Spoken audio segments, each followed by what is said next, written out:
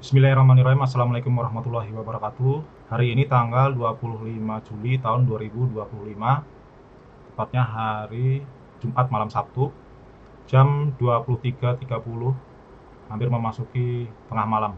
Oke, jadi kali ini saya, Abu Musa, akan membahas subtema yang berkenaan dengan kudroh, irodah, dan masya'ah. Di dalam pembahasan sebelumnya ya, yang berkenaan dengan struktur bahasa Arab, itu saya sudah jelaskan ya, bagaimana pentingnya kita mengetahui bahasa Arab sebagai standarisasi dalam memahami Al-Quran.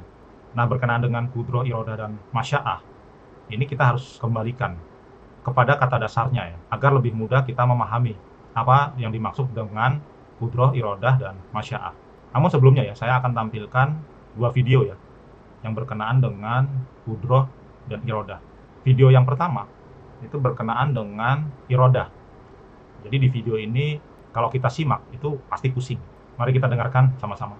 Semua kehendak Allah itu disenangi oleh Allah Subhanahu wa taala. Makanya para ulama membagi ketetapan Allah itu ada dua macam. Yang pertama ada iradah kauniyah, yaitu ketetapan Allah yang pasti terjadi dan belum tentu dicintai oleh Allah. Contohnya seperti adanya iblis tadi, adanya penyakit. Tentu Allah nggak ingin melihat hambanya sengsara, miskin, penyakitan, sedih. Itu nggak mau Allah lihat hambanya kok sedih. Yang Allah inginkan ya bahagia. Ala inna awliya Allahi la khaufun alaihim wa lahum yahzanun. Para wali Allah itu mereka tidak bersedih dan tidak takut. Kemudian yang kedua, iradah syar'iyyah. Kalau iradah syar'iyyah, cirinya belum tentu terjadi dan pasti dicintai oleh Allah. Maksudnya adalah ketetapan di agama kita, perintah-perintah Allah, larangan-larangan Allah. Tidak semuanya orang beriman, tidak semuanya orang taat kepada Allah, padahal itu sudah pasti dicintai oleh Allah. Itu namanya iradah syar'iyyah. Ya, itu video yang pertama ya, yang membagi irodah menjadi dua, yaitu irodah kauniyah dan irodah syar'iyyah. Jadi ini merupakan apa kata orang ya, yang membagi irodah Allah menjadi dua. Jadi tidak berdasarkan Al-Quran. Dan Ustadz yang di video ini juga tidak menyertakan dalil ya dari Quran. Dan kita yang mendengarnya, bahkan saya pun ini bingung ya. Jadi seolah-olah Quran itu tidak mudah dipahami, tapi sangat sulit dipahami pertama sekali untuk orang awam. Singkatnya, irodah Allah itu diartikan sebagai kehendak Allah. Itu dulu ya yang kita ambil, biar kita tahu nanti apa makna dari kehendak. Nah, di video kedua kita akan dengarkan tentang kudroh. Dan kalau kita dengarkan atau simak, itu juga membingungkan juga ya. Coba ya, kita dengarkan. Allah memiliki sifat kudrat, yaitu kekuasaan yang tak terbatas. Segala yang ada dan terjadi adalah bukti kekuasaan Allah. Allah mampu menciptakan dan mengatur seluruh ciptaannya. Setiap peristiwa terjadi dengan izin dan kekuasaan Allah. Tidak ada yang dapat menandingi kekuasaan Allah yang Maha Kuasa. Inilah makna sifat kudrat Allah, kekuasaan yang meliputi segalanya. Nah, di video yang kedua, ini makna kudroh adalah kuasa ya. Jadi setiap peristiwa dan izin itu terjadi atas kuasa Allah Subhanahu wa taala. Itu yang di video kedua seperti itu ya. Nah, ini kalau dibenturkan dengan keburukan yang terjadi dalam diri manusia, ya misalnya peperangan di Palestina atau terjadinya pemerkosaan, pembunuhan, itu tentunya itu kita berkesimpulan semua atas kuasa dan izin Allah Subhanahu wa taala. Nah, pemikiran seperti ini kan kacau ya. Begitu pula juga dengan kehendak ya. Dulu ya pernah saya kirim ya sebuah video itu berkenaan dengan kehendak. Nah, jadi video ketiga ini juga sebagai video tambahan mengingatkan kembali akan statement Ustadz ya, tidak hanya satu tapi banyak Ustadz yang berpandangan seperti ini. Mari kita dengarkan. Saya ulangi lagi video yang pernah saya upload. Kemudian yang ketiga, beriman dengan kehendak Allah. Apa yang Allah kehendaki terjadi dan apa yang tidak Allah kehendaki tidak akan terjadi. Tidak mungkin sesuatu terjadi di dunia ini kecuali itu adalah dengan kehendak Allah Azza wa Jalla. Bergeraknya kipas angin, diamnya tiang, berkedipnya mata kita, bergeraknya kita ketika duduk, semuanya itu adalah dengan kehendak Allah Azza wa Jalla. Bahkan ngantuknya seseorang juga dengan kehendak Allah. Yang ngantuk lama ya. Semuanya dengan masyiatullah. Berkata al-Imam Syafi'i rahimahullah, "Ma syi'ta kana wa illam asya' wa ma syi'tu illam tasya' lam yakun." Apa yang engkau kehendaki ya Allah terjadi meskipun aku tidak menghendakinya.